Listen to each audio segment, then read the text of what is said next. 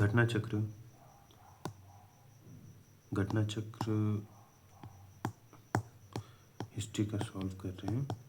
पहला क्वेश्चन है, आर्य शब्द इंगित करता है। आर्य शब्द श्रेष्ठ वंश को इंगित करता है। क्लासिकीय संस्कृति में आर्य शब्द का अर्थ है एक उत्तम व्यक्ति। सबसे पुराना वेद कौन सा है? ऋग्वेद, फिर सामवेद, फिर यजुर्वेद, फिर अथर्ववेद। त्रयी नाम है 3 वेदों का। किस वैदिक ग्रंथ में वर्ण शब्द का सर्वप्रथम नामोल्लेख मिलता है? ऋग्वेद में। छठवां क्वेश्चन है, वर्ण व्यवस्था से संबंधित पुरुष सूक्त मूलतः किसमें पाया जाता है? तो पुरुष सूक्त मूलतः ऋग्वेद में पाया जाता है। वर्ण शब्द की सर्वप्रथम उल्लेख ऋग्वेद में मिलता है। ऋग्वेद में वर्ण शब्द के अर्थ में तथा कहीं कहीं व्यवसाय चयन के अर्थ में प्रयुक्त हुआ है। आर्यों को घोर वर्ण तथा दासों को कृष्ण वर्ण कहा जाता था। ऋग्वेद के 10वें मंडल में पुरुष सूक्त में सर्वप्रथम शूद्र वर्ण का उल्लेख मिलता है। पुरुष सूक्त में शूद्र वर्ण का उल्लेख मिलता है। सुमेलित कीजिए। अथर्ववेद जो है वो सबसे पहले ये ऋग्वेद देख लेते। ऋग्वेद में ईश्वर की महिमा, यजुर्वेद में बलिदान की विधि, अथर्ववेद में औषधियों से संबंधित, सामवेद में संगीत। तो ए सही हो जाएगा। ऋग्वेद में ईश्वर की महिमा, अथर्व में औषधियों, यजुर्वेद में कर्मकांड बलिदान विधि, सामवेद में संगीत का उल्लेख है। ऋग्वेद में स्तोत्र और प्रार्थनाएं, यजुर्वेद में स्रोत और एवं कर्मकांड, सामवेद में संगीत में स्रोत, अथर्ववेद में तंत्र मंत्र वशीकरण। ऋग्वेद स्रोत एवं प्रार्थनाएं हैं। उनमें 108 सूक्ति तथा 10,552 ऋचा या मंत्र या श्लोक हैं। यजुर्वेद में स्रोत एवं कर्मकांड वर्णित है।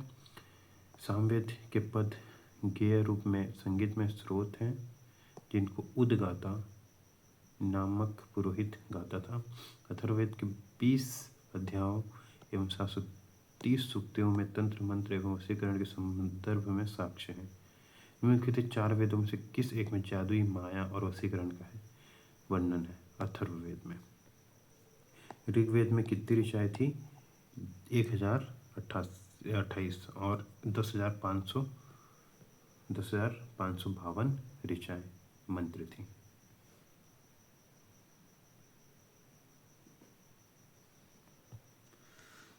ऋचा नहीं, सूक्त होगा। सूक्त 1008। ऋग्वेद है स्रोतों का संकलन। तो सूची को सूची 2 से मिलाना है। ऋग्वेद में किसकी बात की गई? ऐत्रेय। सामवेद में अथर्ववेद में गोपद, सामवेद में पंचविश, यजुर्वेद में सतपथ। ऋग्वेद में ऐत्रेय, सामवेद में पंचविश, अथर्ववेद में गोपद और यजुर्वेद में सतपथ। निम्नलिखित में कौन सा ब्राह्मण ग्रंथ ऋग्वेद से संबंधित है? ऐत्रेय ब्राह्मण। अभी देखा हमने ऐत्रेय ब्राह्मण।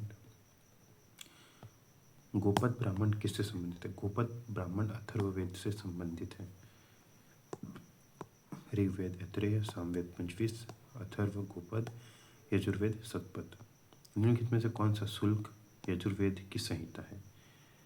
शुल्क यजुर्वेद की संहिता है। कौन सा है? वसन, वाजस, नहीं। शुल्क यजुर्वेद की संहिता वाजसनेयी संहिता। शुक्ल यजुर्वेद की 2 शाखाएं कव्न तथा माध्यदिन हैं। ध्यातव्य है कि वाजसनेयी संहिता पूर्णतः पद शैली में रचित है, इसमें गद का प्रयोग नहीं है। ऋग्वेद का कौन सा मंडल सोम को समर्पित है? ऋग्वेद का 9वां मंडल जो है वो सोम और पेयजल को समर्पित है।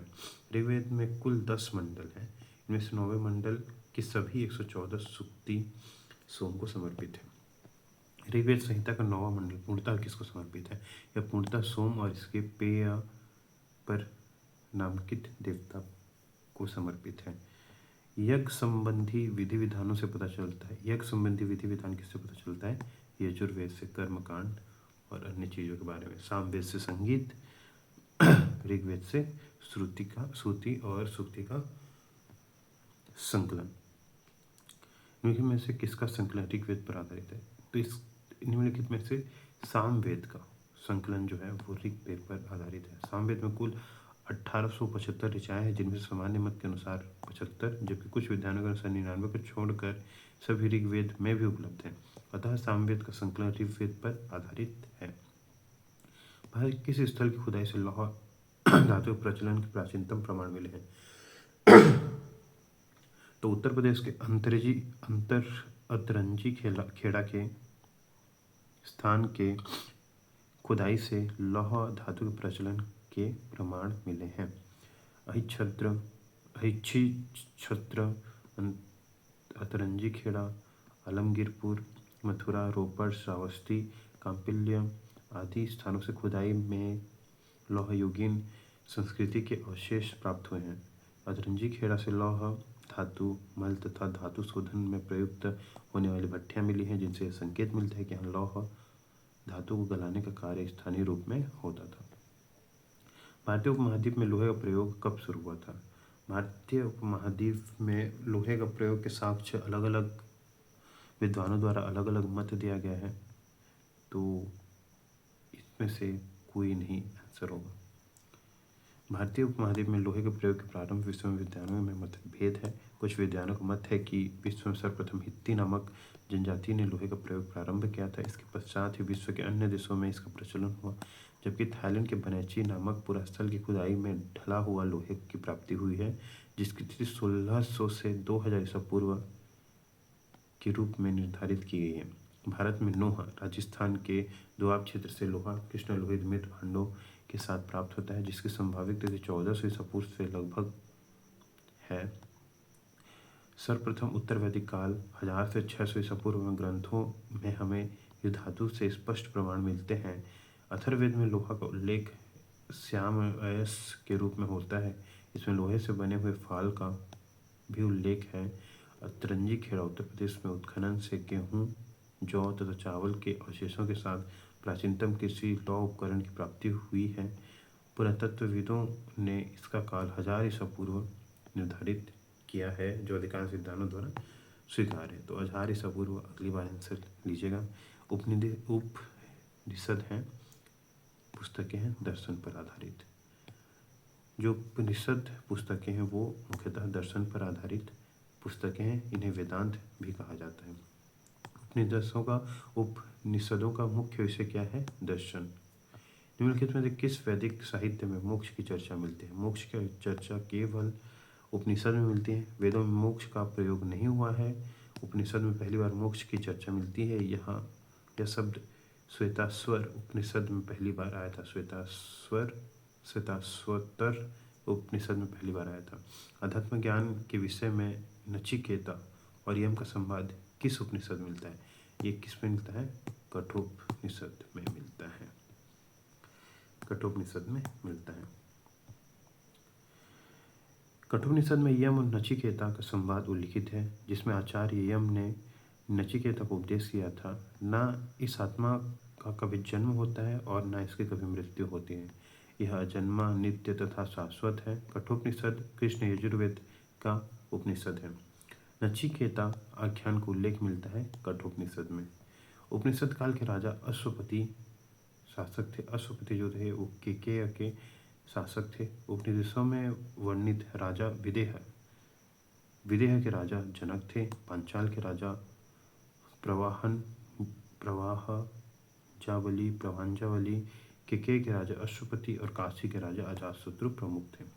निम्न में से वैदिक साहित्य का सही क्रम क्या है? तो वैदिक साहित्य का सही क्रम सबसे पहले वैदिक संहिताएं, फिर ब्राह्मण, फिर आरण्य, फिर उपनिषद है। वैदिक साहित्य का सही क्रम वैदिक संहिताएं, फिर ब्राह्मण, फिर आरण्य, फिर उपनिषद है। आरंभिक वैदिक साहित्य में सर्वाधिक वर्णित नदी कौन सी है? तो सर्वाधिक नदी जो वर्णित है वो है सिंधु नदी। सिंधु नदी का ऋग्वैदिक काल में सर्वाधिक महत्व था। इसी कारण इसका उल्लेख ऋग्वेद में सर्वाधिक बार हुआ है। सिंधु नदी को उसके आर्थिक महत्व के कारण हिरण्ययी कहा जाता था। वैदिक नदी आस्किनी की पहचान में किस नदियों में से एक के साथ की जाती है? जो आस्किनी नदी है उसकी पहचान चेनाब नदी से की जाती है। वैदिक नदी आस्किनी की पहचान चेनाब नदी से की गई है। ठीक है। ऋग्वेद में निम्नलिखित किन नदियों का उल्लेख अफगानिस्तान के साथ आर्यों के संबंध का सूचक है? जो कुंभा और क्रुमु है उनका संबंध अफगानिस्तान के साथ आर्यों से संबंध का सूचक है। ऋग्वेद में उल्लिखित कुंभा, काबुल, कुर्मम, गोमती, कोमल एवं सुवास्तु स्वात नदियां अफगानिस्तान में ही बहती थीं। इन नदियों के उल्लेख से स्पष्ट होता है कि आर्यों का अफगान के साथ घनिष्ठ संबंध था। वैदिक नदी कुंभा का स्थान कहाँ निर्धारित होना चाहिए? कुंभा का स्थान अफगानिस्तान में निर्धारित होना चाहिए, पहले हमने देखा।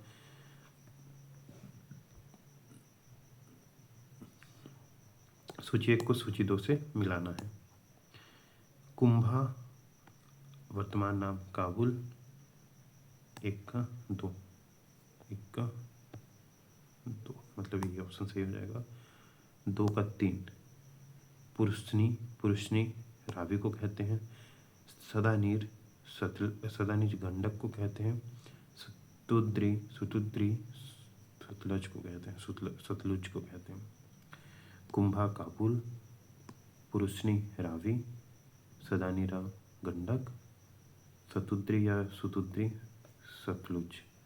महाभारत काल में महानदी का नाम था। महाभारत काल में महानदी का नाम चित्रोत्पला था, तो यहाँ नहीं दिया गया है, तो इसका आंसर चित्रोत्पल होगा। वायु पुराण में महानदी का पौराणिक नाम क्या था? इसे ऐसे याद कर सकते हैं, महाभारत एक चित्र के माध्यम से, तो उसे चित्रकला। और वायु जो है वो नीला रहता है, तो उस समय उसका नाम नीलोत्पला। महाभारत एक चित्र का वो ले लीजिएगा, और चित्रोत्पला वायु नीला रहता है तो नीलोत्पला। तो वायु पुराण में महानदी का नाम नीलोत्पला। इनमें से कौन सी प्रथा उत्तर वैदिक काल में प्रचलित हुई? धर्म, अर्थ, काम, मोक्ष प्रचलित हुई। ब्रह्मचार्य, गृहस्थ, वानप्रस्थ और सन्यासी दोनों प्रचलित हुई। धर्म तथा रीत भारत की प्राचीन वैदिक सभ्यता का एक केंद्रीय विचार को चित्रित करते हैं। इस संदर्भ में निम्नलिखित कथनों पर विचार करिए। धर्म व्यक्ति के दायित्वों एवं स्वयं तथा दूसरों के प्रति व्यक्तिगत कर्तव्यों की संकल्पना था। रीत मूलभूत नैतिक विधान था जो सृष्टि और उसमें अंतर्निहित सारे तत्वों के क्रियाकलापों को संचालित करता था। तो इसमें दोनों कथन सत्य है। धर्म जो है दायित्व एवं स्वयं तथा दूसरों के प्रति व्यक्तिगत कर्तव्यों का संकल्पना था, और जो रीत था वो नैतिक विधान था जो सृष्टि और उसमें अंतर्निहित सारे तत्वों के क्रियाकलापों को संचालित करता था। तो इसमें 1 और 2 दोनों सही हो जाएंगे। भारतीय संस्कृति के अंतर्गत रीत का अर्थ क्या है? रीत का अर्थ प्राकृतिक नियम है, नैतिक विधान है जो सृष्टि और उसमें अंतर्निहित सारे तत्वों के क्रियाकलापों को संचालित करता था। और धर्म जो है व्यक्ति के दायित्व एवं स्वयं दूसरों के प्रति व्यक्तिगत कर्तव्यों की संकल्पना करता था। निम्नलिखित में से वैदिक देवताओं में किसे पुरोहित माना जाता था? तो बृहस्पति जो है उनको पुरोहित माना जाता था। हाँ, निम्नलिखित में से कौन सी ब्रह्मवादिनी थी जिसने कुछ वेद मंत्रों की रचना की थी? जो लोपामुद्रा थी उन्होंने कुछ वेद मंत्रों की रचना की थी। वैदिक साहित्य में कई ऐसी विदुषी स्त्रियों का उल्लेख मिलता है जिन्होंने वेद मंत्र की रचना की थी, यथा आपला, घोषा, विश्वस्वरा, लोपामुद्रा आदि। लोपामुद्रा जो थी वो अगस्त्य ऋषि की पत्नी थी। ऋग्वैदिक काल में निष्क शब्द का प्रयोग एक आभूषण के लिए होता था, किंतु परवर्ती काल में उसका प्रयोग किस अर्थ में हुआ है? निष्क का प्रयोग पहले आभूषण के लिए होता था, लेकिन परवर्ती काल में उसका प्रयोग सिक्के के रूप में हुआ है। वैदिक काल में सोने के हार को निष्क कहा जाता था, किंतु परवर्ती काल में इसका प्रयोग विनिमय के माध्यम सिक्कों के रूप में किया जाने लगा। ऋग्वैदिक काल में निष्क किस अंग पर पहना जाता था? ऋग्वैदिक काल में निष्क जो था वो गले पर पहना जाता था, और पुरुष और महिला दोनों द्वारा यह पहना जाता था, जिसे निष्क ग्रीवा कहा जाता था। साथ ही निष्क वैदिक काल में विनिमय का एक माध्यम भी था। प्राचीन भारत में निशिका से जाने जाते थे कौन? स्वर्ण आभूषण। जो स्वर्ण आभूषण थे वो निष्क या निशिका मूल रूप से गले में पहनने वाले आभूषण थे, जिसे निष्ग्रीवा कहा जाता था। इसे पुरुष महिला दोनों द्वारा समानता पहना जाता था। बाद में निश्चित वजन तथा मानक को अपनाने के लिए इसका प्रयोग विनिमय के माध्यम के रूप में किया जाने लगा। बोगज कोई महत्वपूर्ण है क्योंकि यहाँ से प्राप्त अभिलेखों में वैदिक देवी देवताओं के नामोल्लेख प्राप्त हुए। बोगज कोई जो है वहाँ से अभिलेखों में वैदिक देवताओं के नाम उल्लेखित प्राप्त हुए हैं। एशिया माइनर तथा बोगज कोई अभिलेख से 14वीं शताब्दी ईसा पूर्व के अभिलेखों में ऋग्वैदिक काल के देवताओं इंद्र, वरुण, मित्र तथा नासत्य का उल्लेख मिलता है। इससे ज्ञात होता है कि वैदिक आर्य ईरान से न होकर ही भारत से आए होंगे। निम्नलिखित अभिलेखों में से कौन सा ईरान से भारत में आर्यों के आने की सूचना देता है? जो बोगज कोई है उसके अनुसार ईरान से भारत में आने की सूचना देता है। एशिया माइनर में स्थित बोगज कोई अभिलेख 14वीं शताब्दी ईसा पूर्व के अभिलेखों में ऋग्वैदिक काल के देवताओं इंद्र, वरुण, मित्र तथा नासत्य का उल्लेख मिलता है। इससे ज्ञात होता है कि वैदिक आर्य ईरान से होकर ही भारत आए होंगे। ईरान से होकर भारत आए होंगे। 14वीं सदी ईसा पूर्व एक अभिलेख जिसमें वैदिक देवी देवताओं का वर्णन है वो है बोगज कोई से मिला है। निम्नलिखित में से किसने आर्यों के आदि देशों के बारे में लिखा था? निम्नलिखित में एनी बेसेंट ने आर्यों के नहीं, बाल गंगाधर तिलक ने आर्यों के आदि देश के बारे में लिखा था। बाल गंगाधर तिलक ने आर्यों के आदि देश के बारे में लिखा था। तिलक ने यह मत व्यक्त किया था कि आर्यों की आदि देश उत्तरी ध्रुव था, किंतु तिलक का यह मत इतिहासकारों में मान्य नहीं है। जिस ग्रंथ से पुरुषमेध का उल्लेख मिलता है वह है पुरुषमेध का यज्ञ जो है। पुरुषमेध एक प्रमुख यज्ञ है। शुक्ल यजुर्वेद के शतपथ ब्राह्मण तथा कृष्ण यजुर्वेद के तैत्तिरीय ब्राह्मण में वर्णित है। अतः प्रश्न में दिए गए विकल्पों में तीनों मौजूद होने के कारण उत्तर नहीं दिया सकता। यजुर्वेद में भी वर्णित है, कृष्णवेद में, शतपथ ब्राह्मण में वर्णित है। ठीक है। अनेक इतिहासकार केवल शतपथ ब्राह्मण की चर्चा करते हैं, उनमें पुरुषमेध यज्ञ की चर्चा करते हैं। तो शतपथ ब्राह्मण भी आंसर ले सकता है अगर हो तो। शतपथ ब्राह्मण में उल्लिखित है राजा विदेह माधव से संबंधित किसी ऋषि थे। विदेह माधव से संबंधित ऋषि गौतम राहुगण थे। आर्यों के पूर्व दिशा की ओर प्रसार के विषय में शतपथ ब्राह्मण के वर्णित विदेह माधव की आख्यायिका उल्लेखनीय है। इसके अनुसार राजा विदेह माधव जो सरस्वती नदी के तट पर निवास करते थे ने वैश्वानर अग्नि को मुख में धारण किया था। घृत का नाम लेते ही वह अग्निमुख से निकलकर पृथ्वी पर आ गई तथा नदियों को जलाते हुए पूर्व की ओर बढ़ गई। विदेह माधव तथा उनके पुरोहित गौतम राहुगढ़ ने उसका अनुगमन किया, किंतु उत्तर गिर हिमालय से प्रवाहित होने वाली सदानीरा नदी को वह नहीं जला सका। विदेह माधव द्वारा अपने निवास स्थान के विषय में पूछे जाने पर अग्नि ने उसने सदानीरा नदी के पूर्व की ओर बहने का आदेश दिया। उत्तर वैदिक काल में निम्नलिखित में से किसको आर्य संस्कृति का धूर समझा जाता है? आर्य संस्कृति का धूर कुरु और पांचाल को समझा जाता है। उत्तर वैदिक काल में नगरीय प्रक्रिया की आरंभ हो चुकी थी। कुरु पांचाल इस समय के प्रमुख नगर बन गए थे तथा ये नगर उत्तर वैदिक सभ्यता के प्रमुख केंद्र या धूर हब कहे जाने लगे थे। गोत्र शब्द का प्रयोग सर्वप्रथम हुआ है। गोत्र शब्द शूद्र शब्द इसका प्रयोग किसमें हुआ है? ऋग्वेद में। गोत्र शब्द का सर्वप्रथम उल्लेख ऋग्वेद में हुआ है। गोत्र शब्द का मूल अर्थ गोष्ठ अथवा स्थान जहाँ समूचे कुल का गोधन पाला जाता है। पूर्व वैदिक आर्यों का धर्म मुख्यतः था। पूर्व वैदिक आर्यों का धर्म मुख्यतः प्रकृति पूजा और यज्ञ था। पूर्व वैदिक आर्यों का धर्म मुख्यतः प्रकृति पूजा और यज्ञ पर आधारित था। ऋग्वैदिक काल में जनता निम्न में से मुख्यतः किसमें विश्वास करती थी? ऋग्वैदिक काल में जनता जो थी वो बलि एवं कर्मकांड पर ज्यादा भरोसा करती थी। प्रसिद्ध 10 राजाओं का युद्ध किस नदी के तट पर लड़ा गया था? जो प्रसिद्ध 10 राजाओं का युद्ध है वो पुरुषनी पर लड़ा गया था, वर्तमान में रावी पर। दसराज युद्ध 10 राजाओं के युद्ध पुरुषनी नदी आधुनिक रावी नदी के तट पर लड़ा गया, जिसमें भारतों के राजा सुदास की विजय हुई थी। ऋग्वेद में उल्लिखित प्रसिद्ध 10 राजाओं का युद्ध किस नदी किनारे लड़ा गया था? पुरुषनी नदी रावी नदी। निम्न में से किस नदी को ऋग्वेद में मातेमा, देवीतमा एवं नदीतमा से संबोधित किया गया है? जो सरस्वती है उसे मातेमा, देवीतमा, नदीतमा नाम से संबोधित किया गया है। उस जनजाति का नाम बताइए जो ऋग्वैदिक काल में पंचजन से संबंधित नहीं हुए। पंचजन थे वो किकट से संबंधित नहीं है। ऋग्वैदिक आर्यों में पंचजनों यदु, दुहयु, पुरु, अनु, दुर्वसु शामिल थे। किकट इससे संबंधित नहीं थे। प्राचीन काल में आर्यों के जीविकापार्जन का मुख्य साधन क्या था? कृषि। आर्य संबंधित संस्कृति मूलक पशुपालक और कृषि संस्कृति रही। ऋग्वेद के कई मंत्रों में कृषि तथा उसके कार्यकलापों का वर्णन है।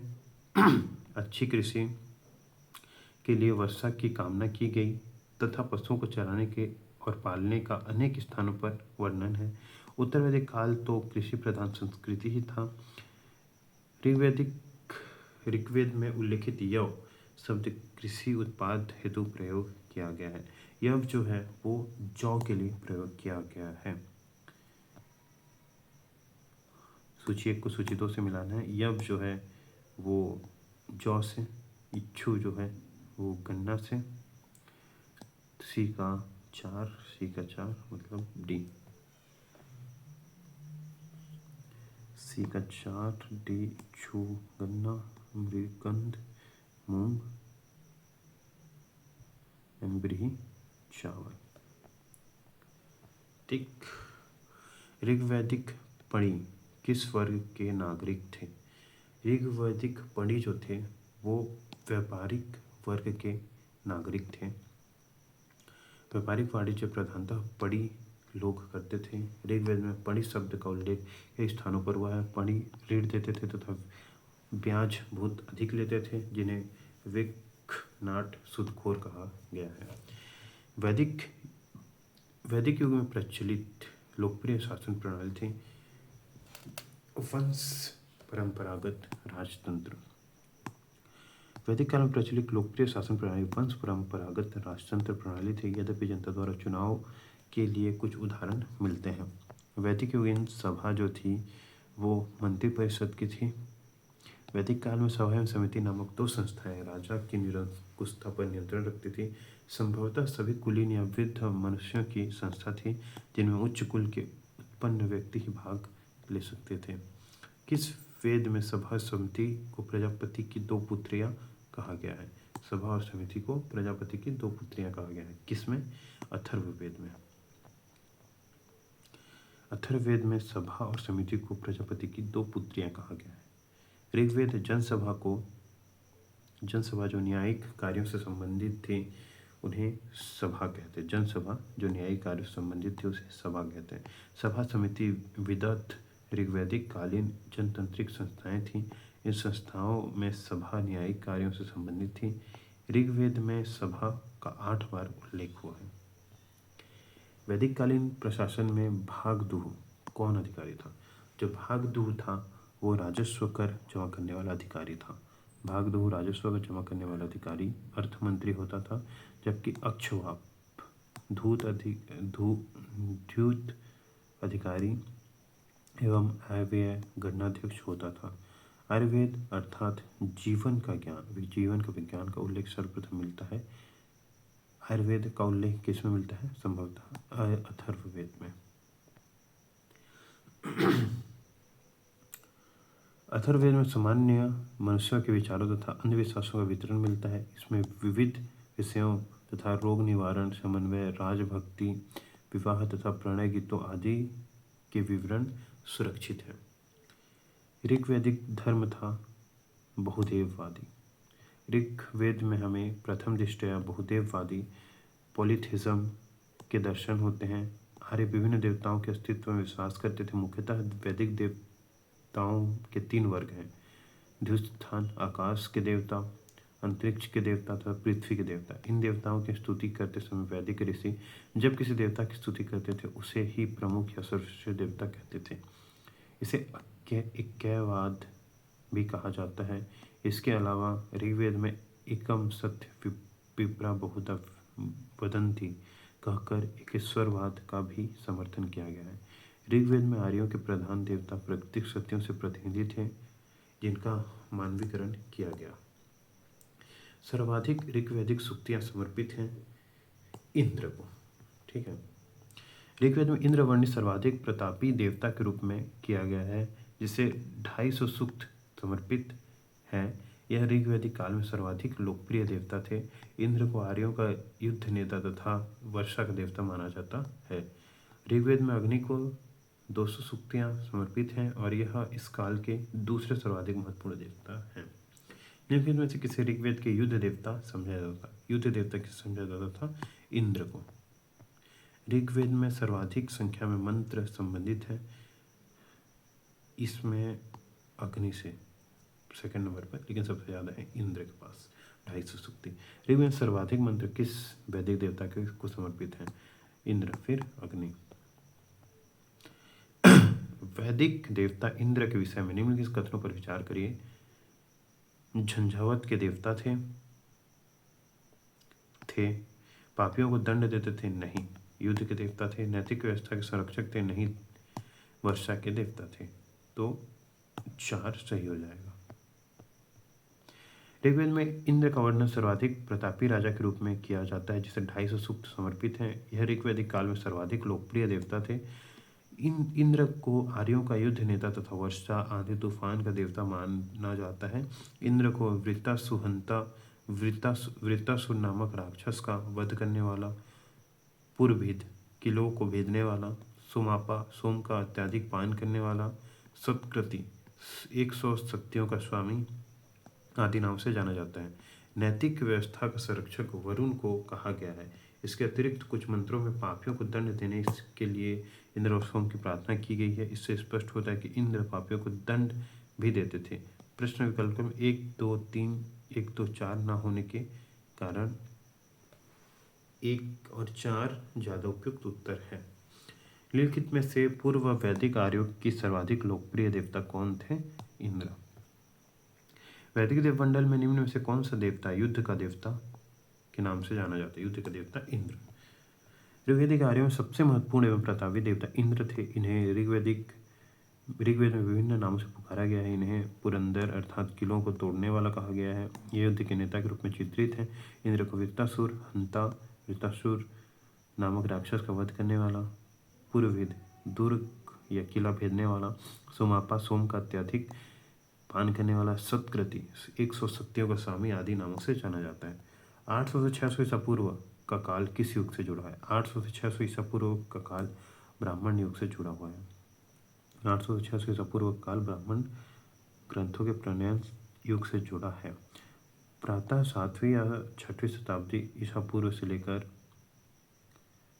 3री शताब्दी ईसा पूर्व तक का समय सूत्रकाल कहा जाता है। गायत्री मंत्र किस पुस्तक में मिलता है? गायत्री मंत्र ऋग्वेद में मिलता है। गायत्री मंत्र ऋग्वेद में उल्लेखित है। इसके रचनाकार विश्वामित्र हैं। यह संवृत सूर्य देवता को समर्पित है। यह मंत्र ऋग्वेद के 3य मंडल में है। सूर्य देवता को समर्पित ऋग्वेद में उल्लेखित और रचनाकार है विश्वामित्र। गायत्री मंत्र के नाम से प्रसिद्ध सर्वप्रथम किस ग्रंथ में मिलता है? ऋग्वेद में। गायत्री मंत्र की रचना किसने की थी? विश्वामित्र ने।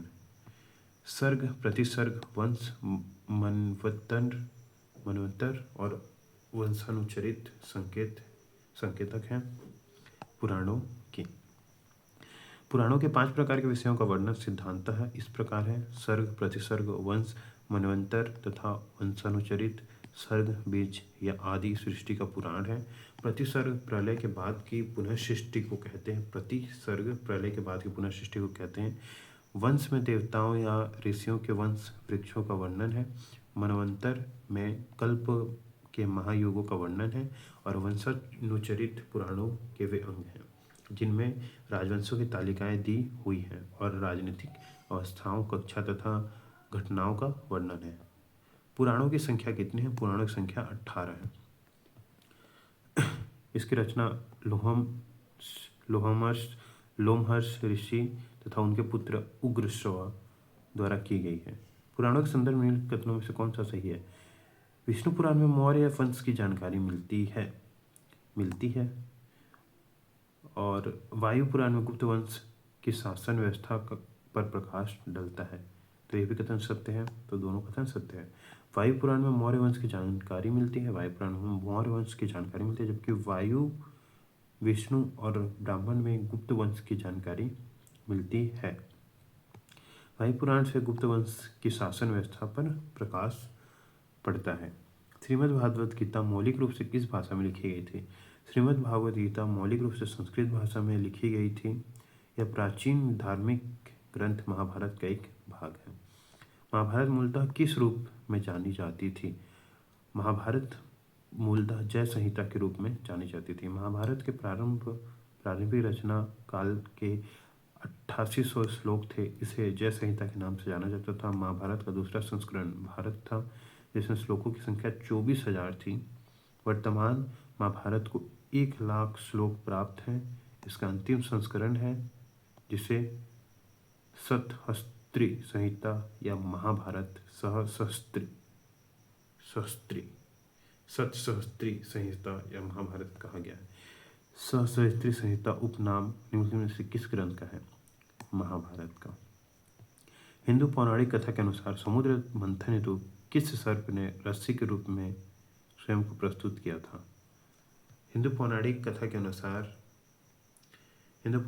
अनुसार समुद्र मंथन हेतु मथानी के रूप में मंदरांचल पर्वत तथा रस्सी के रूप में सर्पों के राजा वासुकी का प्रयोग हुआ था। किस काल में अछूत की अवधारणा स्पष्ट रूप से उद्धृत हुई? जो धर्मशास्त्र के समय में अछूत की अवधारणा स्पष्ट रूप से उद्धृत हुई। धर्मशास्त्रों के समय सूत्र काल में 4 वर्ण ब्राह्मण, क्षत्रिय, वैश्य एवं शूद्र के अतिरिक्त समाज में अन्य अनेक जातियों यथा अम्बष्ठ, उग्र, निषाद, मागध, वैदेहक, यत्कार, रथकार आदि का आविर्भाव अनुमोल एवं प्रतिमोल विवाहों के फलस्वरूप हो गया। पाणिनि ने 2 प्रकार के शूद्रों का उल्लेख किया है, निर्वसित एवं अनिर्वसित। इनमें पहले प्रकार के शूद्र ही अस्पृश्य माने जाते थे। निर्वसित सत्यमेव जयते मुंडकोपनिषद से लिया गया है।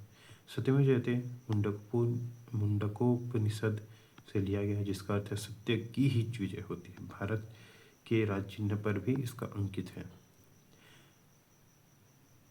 सत्यमेव जयते शब्द कहाँ से लिया गया? सत्यमेव जयते मुंडक उपनिषद से लिया गया है।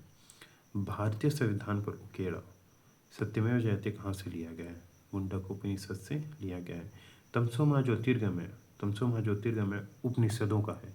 तमसो मां ज्योतिर्गमय कथन बृहदारण्यक उपनिषद से लिया गया है। बृहदारण्यक उपनिषद से लिया गया है। इसका कथन है अंधकार से प्रकाश की ओर। किस उपनिषद का शाब्दिक अर्थ सफेद घोड़ा है? शाब्दिक अर्थ सफेद घोड़ा श्वेतास्तर उपनिषद का है। सफेद घोड़ा द्वारा खींचा गया। इसमें नहीं है तो ये इनमें से कोई नहीं। सत्यकाम जाबाल की कथा जो अनब्याही माँ होने के लांछन को चुनौती देती है उल्लेखित है छांदोग्य उपनिषद में। सत्यकाम जाबाल महर्षि गौतम के शिष्य थे, जिनकी माता का नाम जाबाला था। सत्यकाम जाबाले की कथा जो अनब्याही माँ होने के लांछन को चुनौती देती है, इसका कथा छंदोग्य उपनिषद में उल्लेखित है। ऋग्वेद की मूल लिपि क्या थी? ब्राह्मी लिपि। ऋग्वेद में 10 मंडल हैं, 10,552 सूक्ति ऋचा हैं और 1028 सूक्त हैं। ऋग्वेद के पुरोहित को होता कहा जाता था। वैदिक कर्मकांड होता संबंधित है ऋग्वेद से। अवेस्ता और ऋग्वेद में समानता है। अवेस्ता किस क्षेत्र से संबंधित है? अवेस्ता जो है वो ईरान क्षेत्र से संबंधित है। अवेस्ता और ऋग्वेद दोनों में कुछ भाषिक समानता है। अवेस्ता ईरान के क्षेत्र से संबंधित है, जबकि ऋग्वेद का संबंध आयु से है। वैदिक काल में किस जानवर को अघन्य कहा जाता था? तो अघन्य गाय को कहा जाता था। वैदिक काल में गाय को अघन्य ना मारे जाने योग्य माना गया है। गाय की हत्या अथवा उसे घायल करने वाले व्यक्ति को मृत्युदंड तथा देश निकाला की व्यवस्था वेदों में दी गई थी। ऋग्वेद में अघन्या का प्रयोग हुआ है गाय के लिए। ऋग्वेद में कई परिच्छेदों में प्रयुक्त अघन्य शब्द संदर्भित है गाय के लिए। ऋग्वेद कालीन आर्यों और सिंधु घाटी के लोगों की संस्कृति के बीच अंतर के संबंध में निम्नलिखित कथनों में से कौन से सही है? ऋग्वेद कालीन आर्य कवच और शीर्षस्त्र हेलमेट का उपयोग करते थे, जबकि सिंधु घाटी सभ्यता के लोगों ने इसका उपयोग के कोई साक्ष्य नहीं मिले हैं। तो पहला कथन तो सत्य है। ऋग्वेदिक काल में आर्यों को स्वर्ण, चांदी और ताम्र का ज्ञान था, जबकि सिंधु घाटी लोगों को केवल ताम्र और लौह का ज्ञान था। लौह का ज्ञान सिंधु घाटी सभ्यता को नहीं था, तो ये कथन गलत हो जाएगा। ऋग्वेद कालीन आर्यों ने घोड़े को पालतू बना लिया था, जबकि इस बात का कोई साक्ष्य नहीं है कि सिंधु घाटी के लोगों ने इसको पशु मानते थे। सिंधु घाटी में घोड़े के हड्डियों के अवशेष मिले हैं, तो ये कथन भी गलत है, तो केवल एक सही हो जाएगा। ऋग्वेदिक काल कवच वर्म का उल्लेख है तथा संभवतः ऋग्वेदिक कालीन आर्य लौह तथा स्वर्ण से निर्मित कवच और शीर्षास्त्र हेलमेट का शिरस्त्राण का प्रयोग करते थे, जबकि सिंधु सभ्यता के लोगों में इसके प्रयोग का कोई करने का साक्ष्य प्राप्त नहीं होता। सिंधु घाटी सभ्यता के स्थलों के उत्खनन से प्राप्त युद्ध संबंधी उपकरण अत्यंत साधारण कोटि के हैं, जो इस बात की ओर संकेत करते हैं कि उन्होंने भौतिक सुख सुविधाओं की ओर ही विशेष ध्यान दिया था। ऋग्वेद कालीन आर्यों को स्वर्ण, चांदी और ताम्र का ज्ञान था। सिंधु कालीन लोगों को केवल ताम्र एवं कांस्य का ही ज्ञान था। लोहे का प्रचलन उत्तर भारत के 1000 ईसा पूर्व से 600 ईसा पूर्व के मध्य हुआ था, अतः कथन 2 गलत है। ऋग्वेदिक कालीन आर्यों ने घोड़े को पालतू बना लिया था, जिसकी सहायता से युद्धों में विजय प्राप्त करते थे। सिंधु घाटी सभ्यता विभिन्न स्थलों में घोड़े के भी साक्ष्य प्राप्त हुए हैं, तो 3 गलत हुआ। ऋग्वेदिक काल के प्रारंभ में निम्न में से किसे महत्वपूर्ण मूल्यवान संपत्ति समझा जाता था? जो गाय है उसे महत्वपूर्ण मूल्यवान संपत्ति समझा जाता था। सूची 1 को सूची 2 से मिलाना है। सिंधु घाटी सभ्यता, उत्तर वैदिक समाज, ऋग्वैदिक समाज, मध्य समाज। तो सिंधु घाटी सभ्यता जो थे वो नगरीय थे, ऋग्वैदिक जो थे वो कृषक थे, मध्यकाल जमींदार, उत्तर वैदिक समाज चारागाह। 1 का 4। सिंधु घाटी सभ्यता नगरीय, उत्तर वैदिक काल कृषक, ऋग्वैदिक समाज चारागाह, मध्यकालीन जमींदार। प्राचीन भारत के समाज के प्रसंग में निम्नलिखित शब्दों में से कौन सा शब्द शेष तीनों वर्ग का नहीं है? कुल है, वंश है, गोत्र है, कोष जो है वो नहीं है। प्राचीन भारतीय समाज के संदर्भ में कुल, वंश एवं गोत्र परिवार से संबंधित है, जबकि कोष परिवार से संबंधित न होकर भंडार से संबंधित है। संस्कारों की कुल संख्या कितनी थी? तो 16 प्रकार के संस्कारों का वर्णन मिलता है। संस्कार का शाब्दिक अर्थ होता है परिष्कार, शुद्धता अथवा पवित्रता। गौतम धर्म सूत्र में इसकी संख्या 40 मिलती है। मनु के गर्भाधान से मृत्यु पर्यंत 13 संस्कारों का उल्लेख किया गया है। बाद की स्मृतियों में इनकी संख्या 16 स्वीकार किया गया है। आज यही सर्वप्रचलित है। जीविका उपार्जन हेतु वेद वेदांग पढ़ने वाला अध्यापक कहलाता था उपाध्याय। वेद वेदांग पढ़ने वाला क्या कहलाता? अध्यापक। क्या कहलाता? उपाध्याय। वैदिक काल में जीविका उपार्जन हेतु वेद वेदांग पढ़ने वाला अध्यापक उपाध्याय कहलाता था। आचार्य गुरुकुल की स्थापना करके अपने शिष्यों को पढ़ाता था तथा कोई फीस नहीं लेता था, किंतु शिष्य द्वारा दी गई दक्षिणा स्वीकार कर लेता था। इसके बाद है बौद्ध धर्म। बौद्ध धर्म थोड़ा पढ़ लेते हैं, उसके बाद देखते हैं। गौतम बुद्ध का जन्म कपिलवस्तु के निकट लुम्बिनी में 1563 ईसा पूर्व में हुआ था। उनके पिता सिद्धोधन शाक्य गण के प्रधान थे तथा माता माया देवी अथवा महामाया कोलिल गणराज्य की कन्या थी। गौतम बुद्ध के बचपन का नाम सिद्धार्थ था। इनके जन्म के कुछ दिनों बाद इनकी माता का देहांत हो गया अतः इनका लालन पालन मौसी प्रजापति गौतमी ने किया। इनका विवाह 16 वर्ष की अल्पायु में शाक्य कुल की कन्या यशोधरा के साथ हुआ। उत्तरकालीन बौद्ध ग्रंथों में यशोधरा के अन्य नाम गोपा, बिंबा, भद्दकच्छना आदि मिलते हैं। इनके पुत्र का नाम राहुल था। बुद्ध के जीवन में 4 दृश्यों का अत्यधिक प्रभाव पड़ा जो जो थे वृद्ध व्यक्ति, बीमार व्यक्ति, मृतक तथा प्रसन्नचित्त सन्यासी। सिद्धार्थ ने पत्नी एवं बच्चों को सोते हुए छोड़कर गृह त्याग किया। गृह त्याग के समय सिद्धार्थ की आयु लगभग 29 वर्ष थी। बौद्ध ग्रंथों में गृह त्याग को महाभिनिष्क्रमण की संज्ञा दी गई है। सांख्य दर्शन में आचार्य अलार कालाम ने वैशाली के समीप उनकी मुलाकात हुई। यहाँ से सिद्धार्थ राजगृह के समीप निवास करने वाले रुद्रक रामपुत्र नामक एक दूसरे धर्माचार्य के पास पहुँचे। इसके पश्चात सिद्धार्थ उरुवेला बोधगया पहुँचे। 6 वर्षों की कठिन साधना के पश्चात 35 वर्ष की अवस्था में वैशाख पूर्णिमा की रात्रि को एक पीपल वृक्ष के नीचे गौतम को ज्ञान का प्राप्त हुआ। ज्ञान प्राप्ति के बाद वह बुद्ध कहलाए। बुद्ध का एक अन्य नाम तथागत मिलता है। शाक्य कुल में जन्म लेने के कारण इन्हें शाक्य मुनि कहा गया।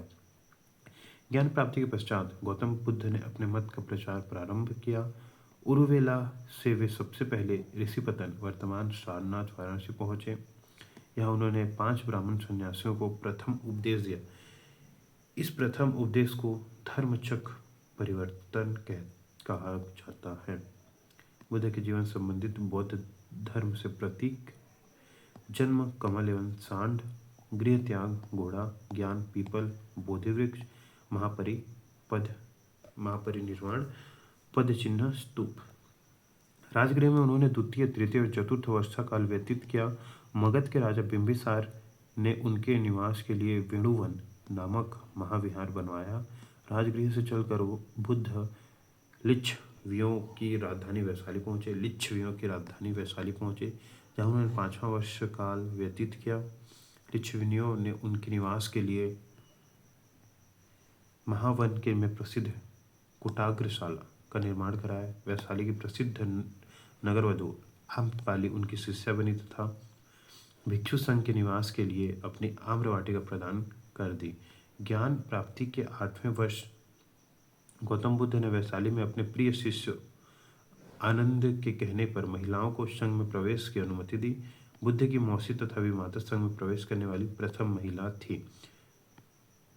देवदत्त बुद्ध का चचेरा भाई था। यह पहले उनका अनुगत बना और फिर उनका विरोधी बन गया। वह बुद्ध संघ से बुद्ध को हटाकर स्वयं संघ का प्रधान बनना चाहता था, किंतु उसे इसमें सफलता नहीं मिली। बौद्ध धर्म का सर्वाधिक प्रचार कोसल राज्य में हुआ। यहाँ बुद्ध ने 21 वर्षावास किए।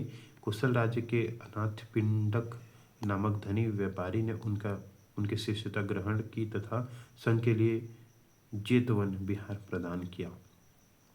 भरूच से प्राप्त एक शिल्प के ऊपर इस दान का उल्लेख है। इसमें जेतवन, अनाथपिंडकों, देतुकोटि, संथतेन केता लेख उत्कीर्ण मिलता है।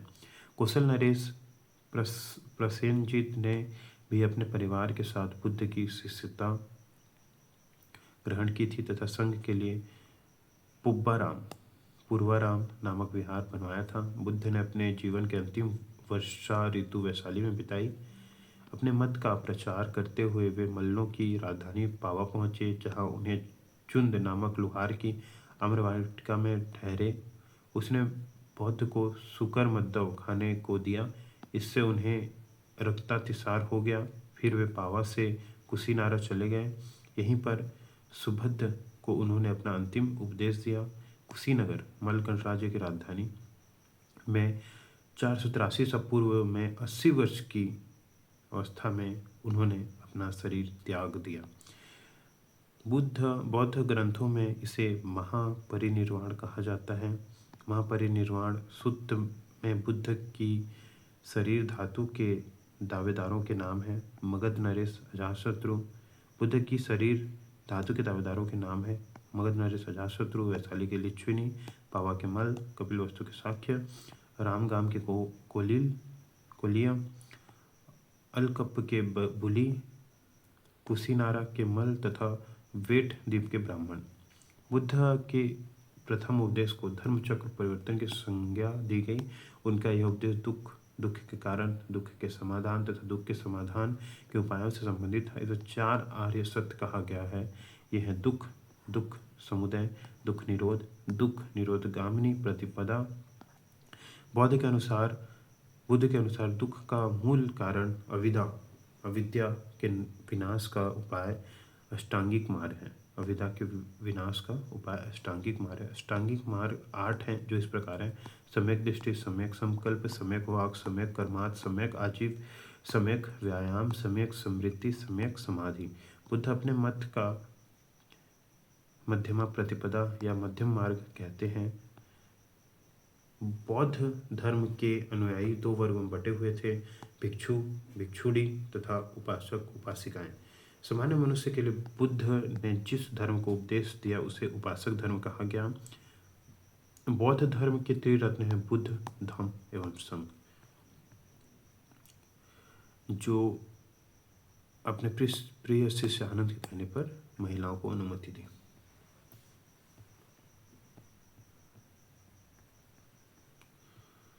बौद्ध संगीतियाँ। प्रथम संगीति 483 में राजगृह महाकश्यप या महाकश्यप शासक अजातशत्रु। द्वितीय जो थी 383 सपूर्व वैशाली सुबुकामी कालाशोक में। तृतीय जो थी 247 सपूर्व पाटलिपुत्र मुगलिपुत्र अशोक द्वारा। चतुर्थ ईसा पूर्व की प्रथम शताब्दी कुंडलवन वसुमित्र अश्वघोष उपाध्यक्ष। परंपरागत नियम में आस्था रखने वालों का संप्रदाय स्थिविर थेरावादी कहलाया। इसका नेतृत्व महाकच्छायन ने किया। परिवर्तन के साथ नियम को स्वीकार करने वाले संप्रदाय महासंघिक कहलाए। इनका नेतृत्व महाकश्यप ने किया। चतुर्थ बौद्ध संगीति में महासंघिकों का बोलबाला था। महासंघिकों का बोलबाला था। चतुर्थ बौद्ध संगीति में के समय बौद्धों ने भाषा के रूप में संस्कृत को अपनाया। इस संगीति के समय बौद्ध धर्म स्पष्ट रूप से हीनयान और महायान नामक 2 संप्रदायों में विभाजित हो गया। सर्वास्तिवाद आगे चलकर वैभाषिक और सांप्रदायिक में विभाजित हुआ। वैभाषिक मत की उत्पत्ति मुख्य रूप से कश्मीर में हुई। वैभाषिक मत के प्रमुख आचार्य धर्मत्रात, घोषक, बुद्धदेव, वसुमित्र आदि हैं। सौत्रात्रिक संप्रदाय का सुत्त पिटक पर आधारित है। शून्यवाद के प्रवर्तक नागार्जुन है, जिनकी प्रसिद्ध रचना माध्यमिकारिका है। नागार्जुन के अतिरिक्त इस मत के अन्य विद्वान थे: चंद्रकृति, शांतिदेव, शांतिरक्षित, आर्यदेव आदि। नागार्जुन की तुलना मार्टिन लूथर से की जाती है। होहेन-सांग ने उन्हें संसार की 4 मार्गदर्शक शक्तियों में से एक कहा है। उन्हें भारत का आइंस्टीन भी कहा गया है। चीनी मान्यता के अनुसार नागार्जुन ने चीन की यात्रा कर वहाँ बौद्ध शिक्षा प्रदान की थी। विज्ञानवाद अथवा योगाचार संप्रदाय की स्थापना मैत्रेय अथवा मैत्रेयनाथ ने किया था। असंग तथा वसुबंधु ने इसका विकास किया। वज्रयान का सर्वाधिक विकास 8वीं शताब्दी में हुआ। इसके सिद्धांत आर्य मंजूश्री मूल कल्प तथा गुहाय समाज नामक ग्रंथों में मिलते हैं। इसने भारत में बौद्ध धर्मों के पतन तथा मार्ग प्रशस्त किया। बौद्ध दर्शन में क्षणिकवाद को स्वीकार किया गया। बुद्ध ने स्वयं अनित्यवाद के सिद्धांत का प्रतिपादन किया। मैत्रेय को बौद्ध परंपरा की भावी बुद्ध कहा गया है। अवलोकितेश्वर प्रधान बोधिसत्व है। इन्हें पद्मपाणि, हाथ में कमल लिए हुए भी कहते हैं। इनका प्रधान गुण दया है। मंजूश्री के एक हाथ में खड़ग तथा दूसरे हाथ में पुस्तक रहती है। इनका मुख्य कार्य बुद्धि को प्रखर करना है। बौद्ध धर्म के आरंभिक ग्रंथों को त्रिपिटक कहा जाता है। यह पाली भाषा में रचित है। बुद्ध के महापरिनिर्वाण के पश्चात उनकी शिक्षाओं को संकलित कर 3 भागों में बांटा गया। इन्हीं को त्रिपिटक कहते हैं। त्रिपिटक हैं विनय पिटक, सूत पिटक, अधिधम्म पिटक। विनय पिटक में संघ संबंधित नियम तथा दैनिक जीवन संबंधी आचार विचारों, विधि निषेधों आदि का संग्रह है। सूत पिटक में महात्मा बुद्ध के उपदेशों का संग्रह है। अभिधम्म पिटक में बौद्ध धर्म के दार्शनिक सिद्धांतों का संग्रह मिलता है। 8 कथाएं त्रिपिटकों के भाष्य के रूप में लिखी गई हैं। सूत पिटक की 8 कथा महा 8 कथा तथा विनय पिटक की 8 कथा कुरुंदी है। अभिधम्म पिटक की 8 तथा मूल रूप से सिंहली भाषा में महापच्चिरी है। बौद्धों का यह धर्म ग्रंथ है जिसमें गौतम बुद्ध के पूर्ववर्ती जन्म की कथा संकलित है। जातक कहलाता है। यह पाली भाषा में है। ग्रंथ मिलिंद पन्हो नाक्षिण बुद्धचरितम सौंदर्यानंदम सारिपुत्र प्रकरण अश्वघोष माध्यमिक कारिका नागार्जुन विशुद्धिमग बुद्धकोश अभिधम्मकोश वसुबुद्धि बंधु। धर्म की भूमि स्पर्श मुद्रा से तात्पर्य है तप और शुचिता और निरंतरता को बनाए रखने से है। भूमि स्पर्श मुद्रा के सारनाथ की बुद्ध प्रतिमा गुप्त काल से संबंधित है। प्राचीन काल में बौद्ध शिक्षा के 3 प्रमुख केंद्र थे, नालंदा, वल्लभी और विक्रमशिला। नालंदा महायान बौद्ध धर्म की तथा वल्लभी हीनयान बौद्ध धर्म की शिक्षा का प्रमुख केंद्र था। विक्रमशिला महाविहार की स्थापना पाल नरेश धर्मपाल ने की थी। उसने यहाँ मंदिर तथा मठ भी बनवाए थे। 5वीं शताब्दी के मध्य गुप्तों के समय में नालंदा विश्वविद्यालय अस्तित्व में आया। सर्वप्रथम कुमारगुप्त प्रथम ने नालंदा बौद्ध विहार को दान दिया और बाद में बुद्धगुप्त, तथागत गुप्त तथा बालदित्य नामक गुप्त शासकों ने भी इस विहार को दान दिए। नव नालंदा महाविहार बौद्ध अध्ययन का आधुनिक केंद्र था। 20 नवंबर 1951 को इसकी आधारशिला रखी गई थी। चैत्य का शाब्दिक अर्थ है चिता संबंधी। शवदाह के पश्चात बचे हुए अवशेषों को भूमि में गाड़ कर उसके ऊपर जो समाधियां बनाई गई उन्हीं को प्रारंभ में चैत्य या स्तूप कहा गया। इन समाधियों में महापुरुषों के धातु अवशेष सुरक्षित थे, अतः चैत्य उपासना के केंद्र बन गए। चैत्य गृहों के समीप ही भिक्षुओं के रहने के लिए आवास बनाए गए जिन्हें विहार कहा गया। सर्वप्रथम स्तूप शब्द का वर्णन ऋग्वेद में प्राप्त होता है। इसके अतिरिक्त अथर्ववेद, वाजस्नेयी संहिता, तैत्तिरीय ब्राह्मण संहिता, पंचविंश ब्राह्मण संहिता ग्रंथों में स्तूप के संबंध में जानकारी मिलती है। स्तूप का शाब्दिक अर्थ है किसी वस्तु का ढेर। स्तूप का विकास ही संभवतः मिट्टी के ऐसे चबूतरे से हुआ जिसका निर्माण मृतक की चिता के रूप के ऊपर अथवा मृतक की चुनी हुई अस्थियों के रखने के लिए किया जाता था। कालांतर में बौद्धों ने इसे अपनी संघ पद्धति में अपना लिया है।